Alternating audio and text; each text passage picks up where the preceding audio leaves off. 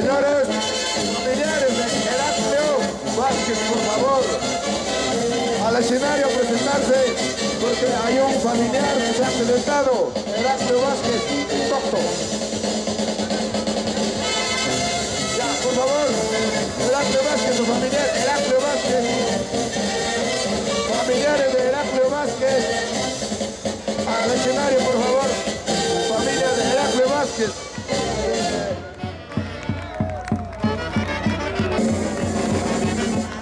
A ver, familiares de señor Heraclio Vázquez, al escenario.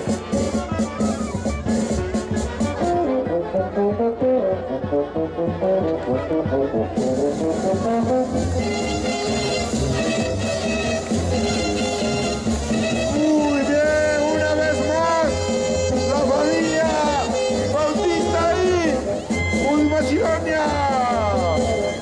Esa es la plaza de estacionamiento. A ver, la música, sube la diva, como ríe nuevamente. Se le reza a la familia de la Cruz, el popular Fierro Chucky, Edgar Ayala, toda la familia. Esa es la fiesta. Muy bien. Ahora sí nos toca a divertirnos, a cantarnos, a bailarnos. A ver, suba la orquesta que suba.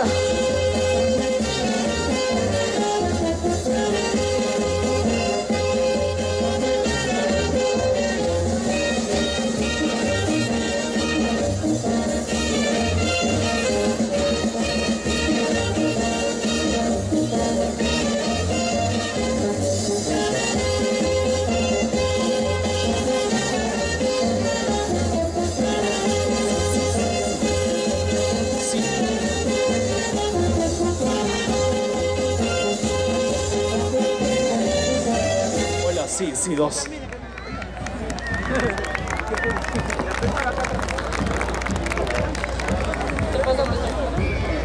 Hola. Ok, señoras y señores, damas y caballeros, hermosísima presentación, por supuesto, de esa hermosa delegación de Marinera.